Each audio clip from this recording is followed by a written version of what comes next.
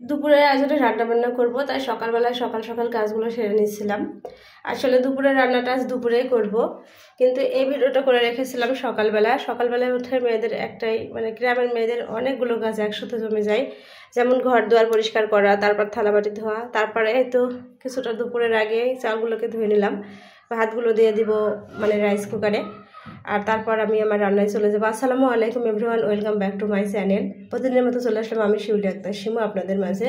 আসলে রান্নাবান্না করাটা অনেকটাই সহজ হয়ে যায় যদি রান্নাবান্নাগুলো গুছিয়ে নেওয়া হয়। আমি তাই সব কিছু গুছিয়ে নিচ্ছিলাম, সব কিছু গুছিয়ে নিয়ে তারপর রান্না করব। আমি গোশগুলোকে ভেজিয়ে নিলাম, আসলে সোনালী মুরগির গোশ ছিল। তারপর রান্নাগুলো সোনালী মুরগিটাই রান্না করব। সোনালী মুরগির সঙ্গে কেন জানি ছোলার ডালের এই ভুনাটা অনেক বেশি ভালো লাগে। যে কোনো গোশের সঙ্গে ছোলার ডালের ভুনাটা আমার পরিবারের সকলেই খুবই পছন্দ করে, তাই ছোলার ডালটা একটু ভিজিয়ে নিলাম। ভিজিয়ে রাখলে কি হয়, খুব তাড়াতাড়ি সিদ্ধ হয়ে যায়। আমি যেহেতু প্রেশার কুকারে সিদ্ধ করবো, না ভিজালেও হতো, তারপরেও আমার মনে হয় একটু ভিজিয়ে রাখলেই টেস্টটা কেন জানি আমার কাছে একটু বেশি ভালো লাগে। তারপর ভিজিয়ে নিয়ে প্রেশার কুকারে সিদ্ধ করে নিয়েছিলাম। তারপরে এটা দিয়ে দিলাম, কড়াইয়ের ভিতর দিয়ে কষিয়ে রান্নাটি করে নিব।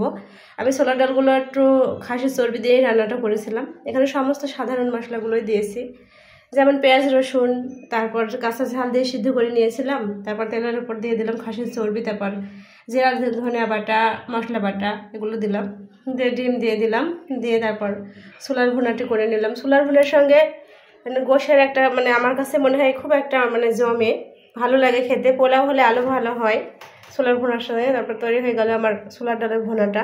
তারপরে এবার আমি চলে আসবো। আমি আজকে লেয়ার মুরগিটা রান্না করব। আসলে কেউ কেউ লেয়ার বলে, কেউ সোনালি বলে, আসলে জানি না আমি আসল নাম এটার কি, আমি সবটাই বলে থাকি। এভাবে রান্না করলে অনেক সময় মনে হয় যেন দেশি মুরগির একটা টেস্ট পাচ্ছি, ফ্লেভারও পাচ্ছি। আমি গোশগুলিকে ধুয়ে পরিষ্কার করে আগে রেখেছি। তারপর এখানে তেলের উপর পেঁয়াজ রসুন, তারপর দিয়ে দিলাম তেজপাতা, তারপর সমস্ত বাটা মশলা দিলাম। এখানে শুকনো ঝালের গুঁড়া দিয়েছিলাম, জিরা বাটা, ধনিয়া বাটা, আদা বাটা, সমস্ত বাটা মশলাগুলোকে একটু ভালো করে কষিয়ে নিলাম। তারপর সাধারণভাবে গোশগুলোকে দিয়ে এবার কষিয়ে আমার রান্নাটা কমপ্লিট করে নেব।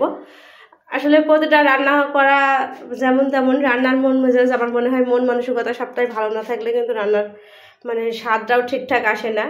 মানসিকতা যেদিন দেখবেন আপনার খারাপ, সেদিন কিন্তু কিছুই ভালো লাগে না, কিছুই করতেও ভালো লাগে না। আসলে কন্টেন্ট ক্রিয়েটারে এসে মানে ভিডিও বানাতে এসে মনটা আস্তে আস্তে ভেঙে যাচ্ছে। কত কষ্ট করে ভিডিও বানায়, তারপরেও ভিডিওতে কোনো ভিউ নাই, লাইক নেই, কমেন্টস নেই। ফলোয়ার থাকা সত্ত্বেও কোনো ফলোয়ারই হয়তো ঘুমিয়ে থাকে, কেউ ভিডিও ঠিকঠাক দেখে না। এভাবে আপনাদের সাথে গল্প করতে করতে আমার রান্না কমপ্লিট করে নিলাম।